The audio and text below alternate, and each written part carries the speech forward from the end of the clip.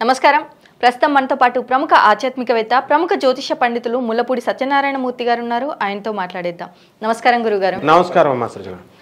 గురుగారు, మొదటగా జనవరి నెలలో వచ్చే మొదటి పండుగ సంక్రాంతి. మరి 4 రోజుల పాటు జరిగే ఈ సంక్రాంతి పండుగలో 3వ రోజు కనుమ.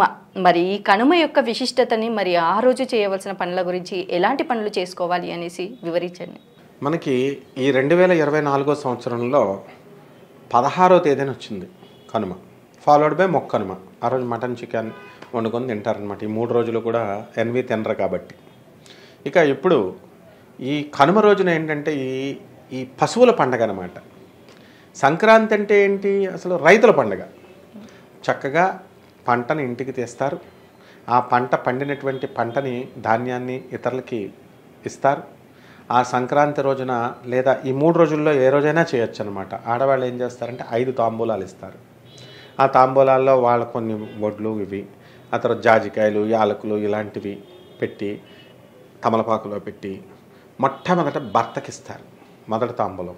మిగతా 4 తాంబూలాలు ఎదురింటి వాళ్ళకి, పొరుగింటి వాళ్ళకి తెలిసిన వాళ్ళకి ఇస్తారు. ఇది తర్వాత చిమ్మిలు తయారు చేస్తారు. మనం సుబ్రహ్మణ్యేశ్వర స్వామికి మనం బెల్లము నువ్వులతో పచ్చడి చేసి చక్కగా ఒక చిమ్మిలు అంటే చాలా ఇష్టం మనకి, బెల్లంతో తయారు చేస్తారు. ఇక్కడ ఈ పండగకి పంచదారతో కూడా తయారు చేస్తారనమాట. అండ్ ఫారెన్లో ఇతర రాష్ట్రాల్లో సెటిల్ అయినటువంటి వాళ్ళ ఫ్రెండ్స్ కోసం ఆ పంచదారని, ఈ నువ్వుల్ని పోస్ట్ కూడా చేస్తారనమాట, కొరియర్స్లో పంపిస్తారు. ఇప్పటికి కూడా అలా చేసేవాళ్ళు ఉన్నారు. ఇక కనుమ రోజున ఏం చేస్తారంటే పశువుల కొట్టాలని కడుగుతారు, పశువుల శాలల్ని, పశువుల్ని కడుగుతారు శుభ్రంగా. అండ్ కొమ్ములకి పెయింటింగ్ వేస్తారు.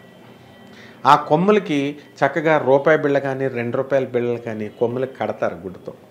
కట్టి ఏం చేస్తారు వీళ్ళు, అవి ఒక ఆట అన్నమాట, అది ఇప్పుడుకోవడం కోసం.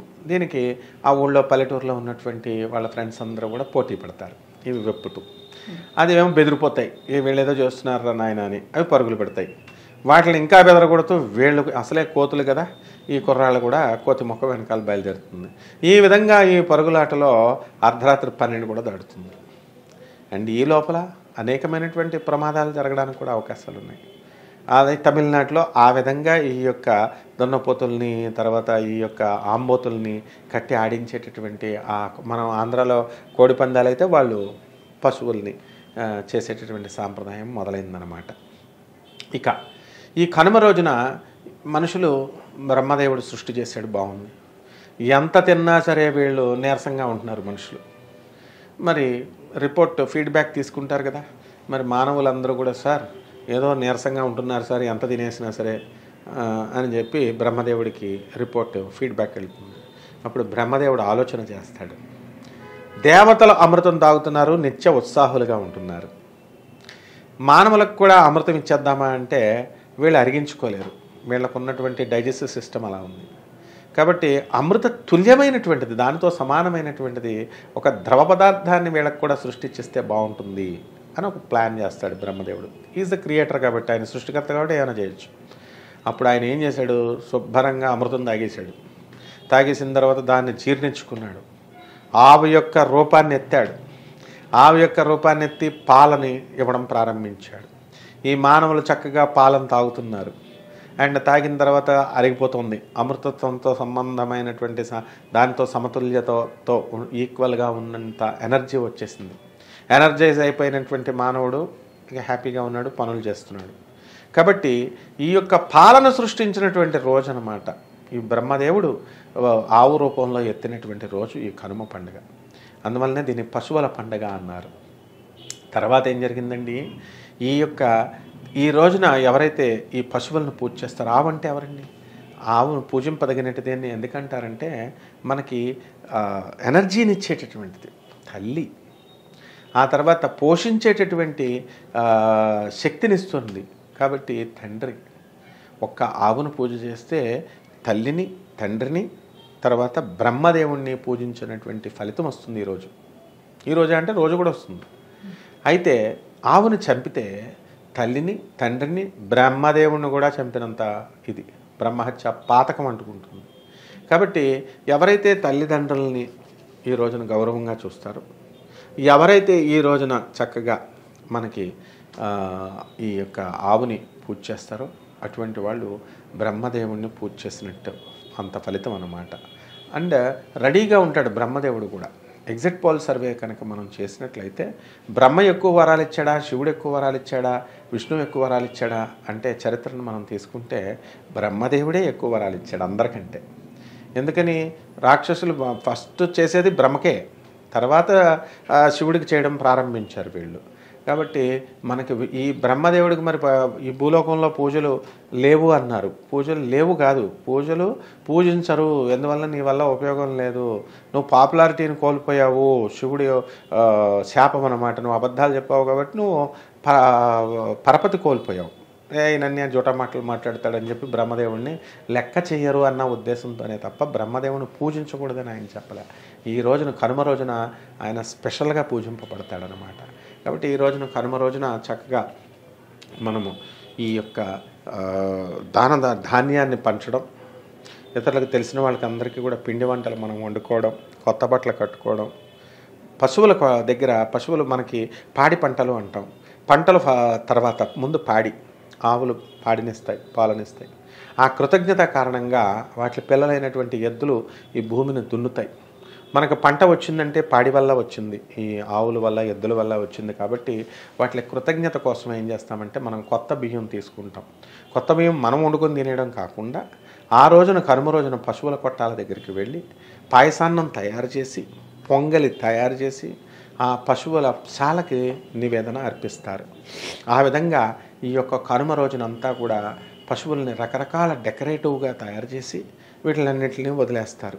ఇవన్నీ మనుషుల కాంగ్రిగేషన్ ఏ విధంగా అయితే మానవ సమూహం ఎలాగైతే ఒక చోట ఈ యొక్క జనాలు అంతా కూడా మరి ఇప్పుడు గేటెడ్ కమ్యూనిటీలో మా కమ్యూనిటీ అని చెప్పేసి వీళ్ళంతా వినాయక చవితికి ఎలాగైతే చేసుకుంటున్నారో డ్యాన్సులు ఇవి అవి, అసలు వినాయకుడిని పూజ చేయడం మానేశారు. రోజుకొక డ్యాన్సులు ఇవి వీళ్ళు విందు వినోద కార్యక్రమాలు ఎక్కువైపోయినాయి. Sorry to say like that, but this the fact. ఆ విధంగా ఈ పశువులు కూడా చక్కగా అక్కడికి వెళ్ళిపోయి అంతా ఒక చోట వస్తాయి. ఆ తర్వాత మళ్ళీ వాటిలంతటికి అవే ఇంటికి ఇళ్ళకి తిరిగి వచ్చేస్తాయి. అప్పుడు లక్ష్మీదేవే తిరిగి వచ్చింది అన్నంత ఆనందంతో ఎవరి పశువులు వాళ్ళని ఆ రోజున ఎంతో గౌరవంగా ప్రేమగా పశువుల శాలలో కట్టుకుంటారు. ఈ విధంగా ఆయుధ పూజ, మనం ఎవరైతే వాహనాల పూజలు మనకి దసరాలో ఎలాగైతే చేసుకుంటామో మరి ఆ విధంగా మన యొక్క వాహనాలని, అంటే పశువులకి మనం నాగలి, ట్రాక్టర్లు, ఈ అగ్రికల్చర్లకి సంబంధించినటువంటి పరికరాలు అయితే ఏవైతే ఉన్నాయో మనం పొలాల్లో వాటిలన్నిటిని కూడా మనం అలంకరిస్తాం. డెకరేషన్ పసుపు కుంకుమతో బొట్లు పెట్టడం చక్కగా చేసి మనం ఇవన్నీ కూడా మనం పూజ చేస్తాం అన్నమాట. ఈ విధంగా కమ్యూనల్ హార్మోనీని తీసుకొచ్చేటటువంటి పశువుల్లో కమ్యూనల్ హార్మోనీని, ఐక్యత ఎప్పుడు మానవుల కంటే పశువులకే ఎక్కువ ఉంటుంది ఐక్యత. ఒక కాకి చచ్చిపోతే 10 కాకులు వచ్చి ఇచ్చేస్తాయి. ఆ తర్వాత మానవుడికి కాకికి లింక్ ఉంది. ఈ యొక్క ఉత్తరాయణ కాలంలో ఏమవుతుందో తెలుసా, మనిషి కాకిలాగా మారతాడు, కాకి మనిషిలాగా మారతాడు.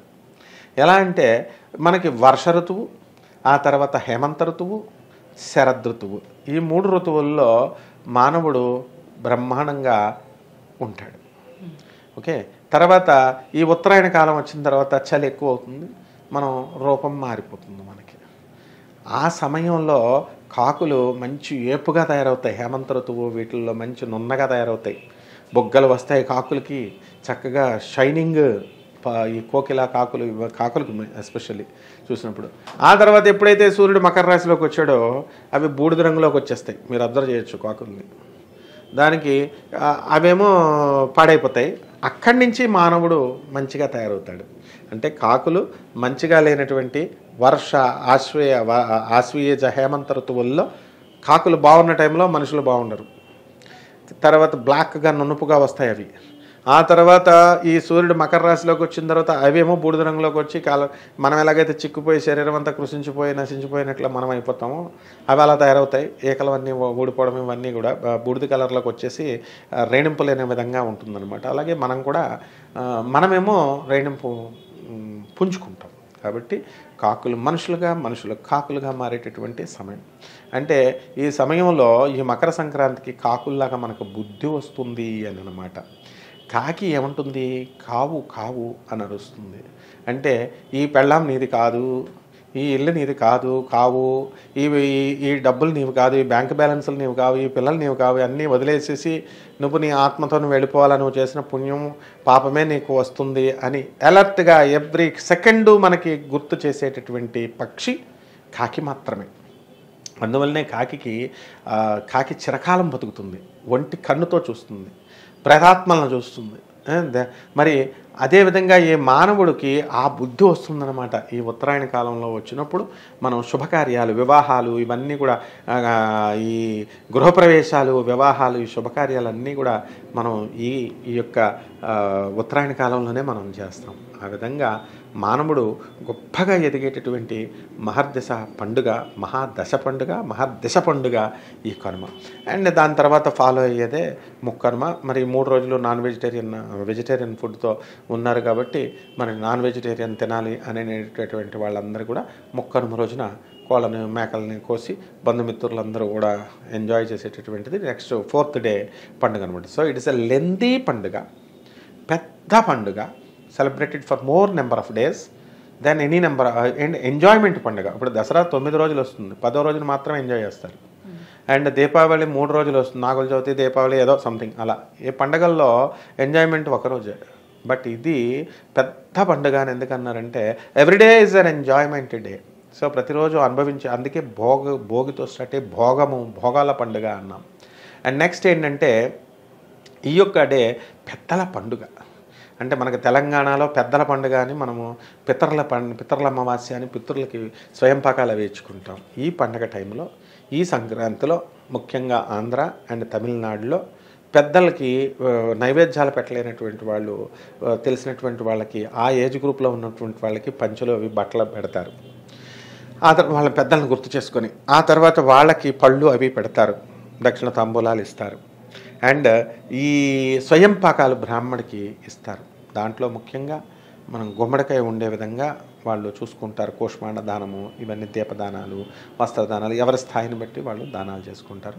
అంత అద్భుతమైనటువంటి పండుగలమ్మ ఇవన్నీ కూడా. కనుమ పండుగ అంటే అది. అలాగే గురువుగారు, కనుమ పండుగ యొక్క విశిష్టత, మరి ఆ రోజు ఎలాంటి పనులు చేయాలి, ఎలాంటి పనులు చేయకూడదు అనేసి చాలా చక్కగా వివరించారు గురువుగారు. ధన్యవాదాలమ్మా.